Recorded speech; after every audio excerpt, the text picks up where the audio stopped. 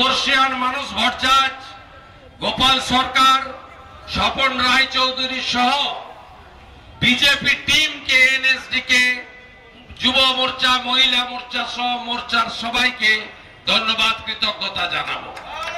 পাশের জেলা বারাসাতের রাজীব ভাই এসেছে, তাকে ধন্যবাদ। অর্জুন সিংকে যথাযথ সম্মান এবং অন্যান্য সকলকে, আমাদের রাজ্য কমিটির সদস্য প্রীতম দত্ত থেকে শুরু করে অনেকেই এসেছেন, আমি প্রত্যেককে ধন্যবাদ জানাবো। আমরা একদিকে হাইকোর্টের বেঁধে দেওয়া টাইম, হাইকোর্টের বেঁধে দেওয়া সংখ্যা নিয়ে শান্তিপূর্ণভাবে একটা মিছিল করলাম।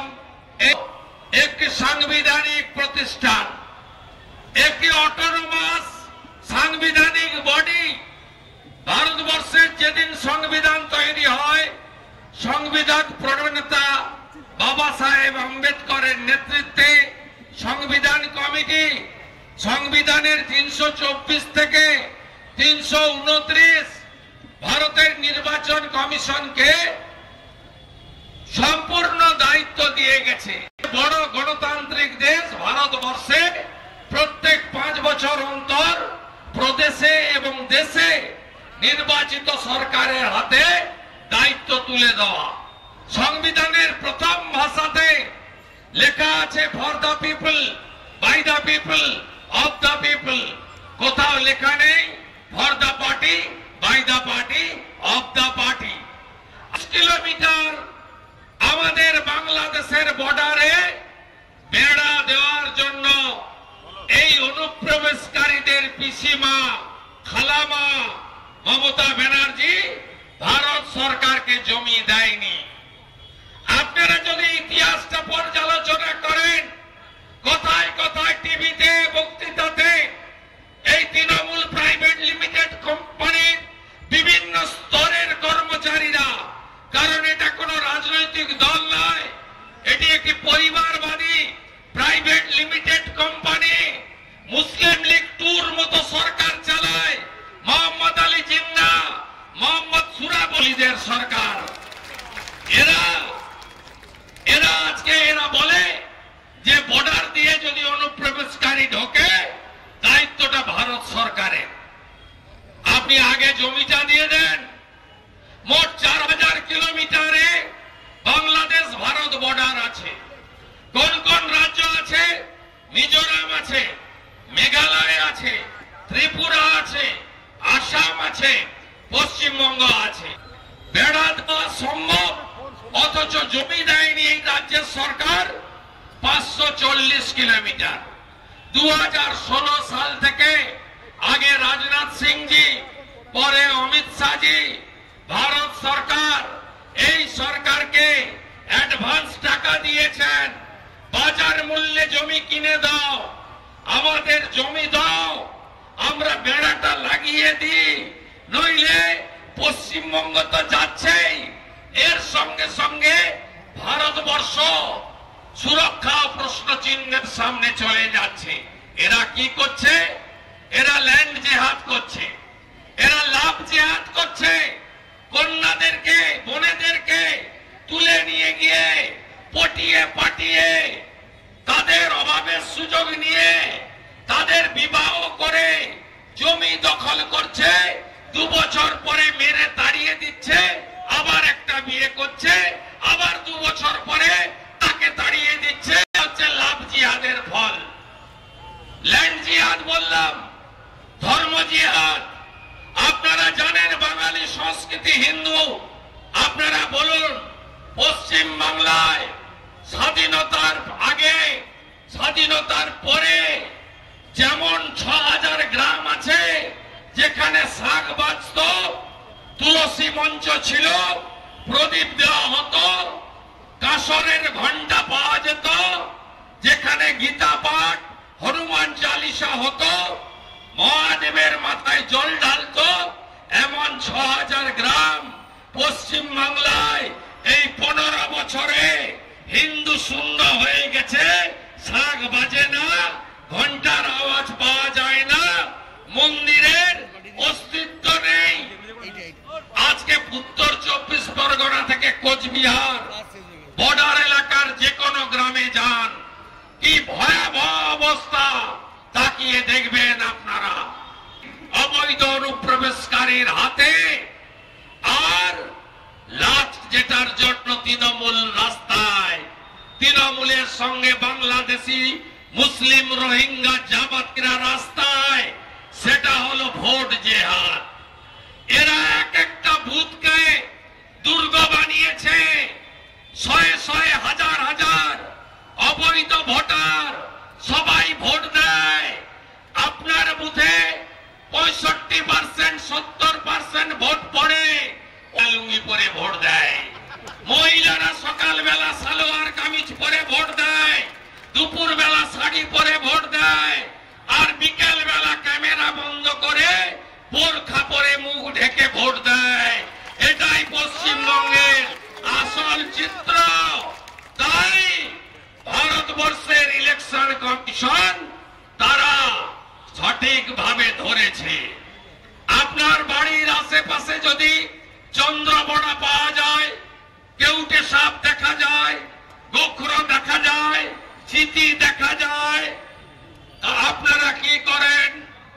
কার্বলিক অ্যাসিড ছড়ান, যাতে এই সাপগুলো বাড়িতে না ঢোকে। তাই তো ভারতের নির্বাচন কমিশন তারা পশ্চিমবঙ্গে এই বিষাক্ত সাপেদের গর্তে কার্বলিক অ্যাসিড ঢেলে দিয়েছেন। পিল পিল পিল পিল পিল পিল করে বেরিয়ে পড়েছে। হাঁটছে খালা মমতা, সাথে কয়লা ভাইপো, আর পিছনে এই সাপেরা এগিয়ে যাচ্ছে। এসআইআর মানছি না, মানব না। আরে যত পারেন চিৎকার গলায় বলেছিলেন, एसआईआर करने नहीं दूंगा, लड़के लूंगा, घिराव कर दूंगा। कहा हुआ ममता बनर्जी, वो आप क्या करेंगे? आप एसआईआर भी चालू हो गया, घर घर में फॉर्म बांटना भी शुरू हो गया। 11 तारीख का बाद फॉर्म वापस आना भी चालू हो जाएगा। 7 फरवरी वोटर लिस्ट भी आ जाएगा, और आपका रोहिंगा और बांग्लादेशी मुस्लिम घुसपैठिया वो कहाँ जाएगा? ये तो मात्र स्वरूप। তোমার দেখা নাই রে, তোমার দেখা নাই। নিউ টাউনের বিভিন্ন জায়গা আপনাদের কাছেই, বাগুইয়াটির বড় জাংলুতে দেখুন ফাঁকা হয়ে গেছে। পালাচ্ছে, ধর্মভাব রক্ষা করো, পালাচ্ছে। আর তৃণমূলের নেতারা তারা বলছে পালাবি না, এসআইআর করতে দেব না। আমি চ্যালেঞ্জ করে গেলাম, আপনাদের যদি পিতৃ পরিচয় সঠিক থাকে এসআইআর আটকে দেখাবেন। চ্যালেঞ্জ থাকলো আপনাদের, চ্যালেঞ্জ থাকলো আপনাদের। ভারতবর্ষে ভারত সংবিধানই শেষ কথা বলে, এটা শুনে রাখুন। আপনারা কিছু করতে পারবেন না। আর এসআইআর নিয়ে আমি বিজেপির কর্মী সমর্থকদের একটা কথাই বলবো, যদি ভণ্ডুল করে, বিএলওকে মারে, ইলেকশন কমিশনকে আক্রমণ করে, ইলেকশন কমিশন বুঝে নেবে। তার দায়িত্ব বিজেপির নয়। আপনি মারামারিতে জড়াবেন না। কিন্তু বিএলএ 2 যদি বিজেপির আক্রান্ত হয়, শুভেন্দু অধিকারী, শ্রমিক ভট্টাচার্য, সুকান্ত মজুমদাররা গ্যারেন্টি থাকলো লড়ে নেব, বুঝে নেব, হিসাব কষে নেব। আমরা হিসাব কষে নেব, আপনাদের আমি বলে দিতে চাই। আপনারা জানেন, কয়েকদিন আগে তোলাবাজ ভাইপো, যাকে কয়লা ভাইপো বলা হয় আদর করে, তিনি আগরপাড়াতে এসেছিলেন। বলেছিলেন বিজেপির নেতারা এলে বাপের আর ঠাকুরদার সার্টিফিকেট দেখতে চাইবে। আমরা আজকে এসেছি হাইকোর্টের অনুমতিতে। সিঙ্গেল বেঞ্চে আটকাতে গেছিল মমতা, পুলিশ হেরেছে। আমাদের 2 ঘন্টা টাইম দেওয়া হয়েছে, 3টে থেকে 5টা। আমাদের বলে দেওয়া হয়েছিল এই সংখ্যার বাইরে লোক আপনি নিয়ে হাঁটতে পারবেন না, মাত্র 1000।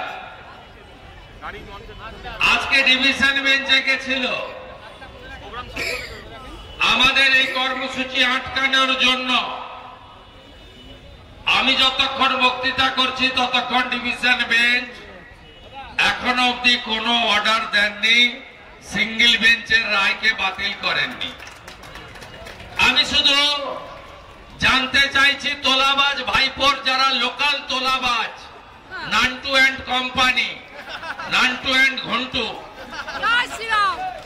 আমরা তো 2.5 কিলোমিটার হেঁটে এলাম আমার বাবার এবং ঠাকুরদার সার্টিফিকেট বিরোধী দলনেতা থেকে নীতিশ পণ্ডিত মন্ডল প্রেসিডেন্ট কারোর কাছ থেকেই তো চাইতে কেউ এলো না, তোমার দেখা নাই রে, তোমার দেখা নাই। এইসব ফাঁকা আওয়াজ দিয়ে কিছু চটি চাটা মিডিয়াতে লাইভ করা যায়, মাঠে দাঁড়ানো যায় না। বাংলাদেশ করাতে চাইছি মমতা ব্যানার্জি, খালা ফুফু যাই বলি আমরা, আপনি পশ্চিম বাংলাকে বাংলাদেশ বানাতে পারবেন না। আপনি তো বলেছিলেন সিএ মানব না, পাড়ায় পাড়ায় সিএ নিয়ে আমাদের কর্মীরা বসে গেছে। যারা ভারতবর্ষের বাইরে থেকে হিন্দুরা, সনাতনীরা, পাকিস্তান, বাংলাদেশ, আফগানিস্তান থেকে যারা সনাতনীরা এসছেন, খ্রিস্টানরা এসছেন, জৈনীরা এসছেন, বৌদ্ধিস্ট যারা এসছেন, তাদেরকে আমরা শরণার্থী হিসাবে নাগরিকতা ভারতবর্ষের প্রধানমন্ত্রী নরেন্দ্র মোদীজি আর অমিত শাহ দেওয়ার ব্যবস্থা করেছে।